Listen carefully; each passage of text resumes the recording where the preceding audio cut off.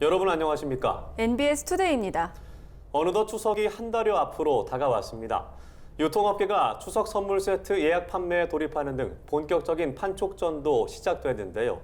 청탁금지법상 농축산물 선물가액 상향을 정례화해야 한다는 농민들의 바람도 그만큼 커져가고 있습니다. 네, 한국과수농협연합회는 코로나19 장기화와 기상재해 등으로 과수농가들이 심각한 어려움에 직면했다며 정례화를 촉구하고 나섰습니다. 김인경 기자가 전합니다. 추석 연휴까지 앞으로 40여 일의 시간이 남았습니다. 대형마트와 백화점 등 유통업계에선 추석맞이 선물 세트 예약 판매도 시작됐습니다. 그러나 청탁금지법상 공직자 등에 대한 농축산물과 농축산 가공품의 선물가액 상한선은 여전히 10만 원에 머물러 있습니다. 농가들이 선물가액 상향이 시급하다고 입을 모으는 것도 이 때문입니다. 정부는 지난해 추석과 올해 설 두 차례 농축산물 선물가액 상한선을 한시적으로 20만 원으로 높인 바 있습니다. 효과는 확실했습니다. 농림축산식품부 집계에 따르면 선물가액 상향에 따라 올해 설 농축산물 선물 매출액이 전년 대비 19.3%나 늘어난 겁니다.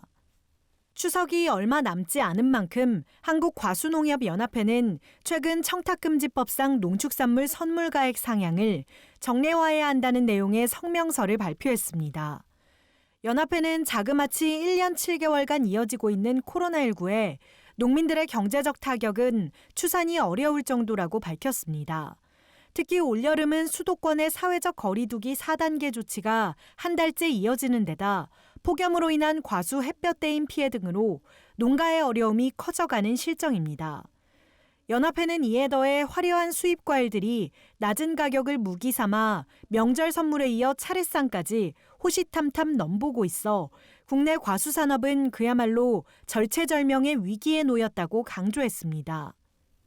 수입 과일에 밀려서 우리 과수 농업이 지금 붕괴되기 직전에 있습니다. 그런 상황을 봤을 때 추석 명절, 설 명절에 우리 농축산물은 그래도 허용해줬던 상한선 20만 원이 되는 상한선은 정례화해줘야 지금부터 준비를 하는 겁니다. 그게 명절 때마다 서로 건의하고 된다 안 된다 이렇게 반복하는 걸 좀 없애자 하는 취지에서 전 과수농업인의 뜻을 담아서 성명서를 발표했습니다. 전국의 농협조합장 대표단도 지난 4월 이 같은 입장을 담은 대정부 건의문을 국무총리에 전달한 바 있습니다.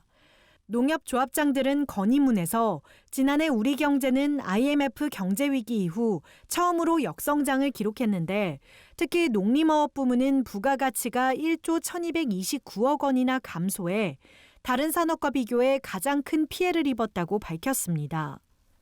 또 지난 두 차례 명절에 선물가액을 상향해 나타난 효과가 분명한 만큼 명절 기간만이라도 선물가액 상향을 정례화해 줄 것을 건의했습니다. 국회에도 관련 법안이 여러 건 발의돼 있습니다. 김성원, 정희용 국민의힘 의원은 올 초 설 추석 같은 특정 기간에 농축산물 선물가액을 20만 원으로 높이는 내용의 청탁금지법 개정안을 각각 대표 발의했고 최영두 국민의힘 의원은 농축산물을 규제 대상에서 제외하는 법안을 내놨지만 세 개 법안 모두 소관 상임위인 국회 정무위원회 심사 후 별다른 진전 없이 계류 중인 상황입니다. 농축산물의 약 40%가 명절에 판매되는 현실 속에서 농업계는 민족 대명절인 한가위 대목을 놓칠지도 모른다는 불안감에 발만 동동 구르고 있습니다. 국산 농축산물 소비 촉진과 국민 건강 증진을 위해서라도 각계의 요청에 이제 정부가 응답할 차례입니다. NBS 김인경입니다.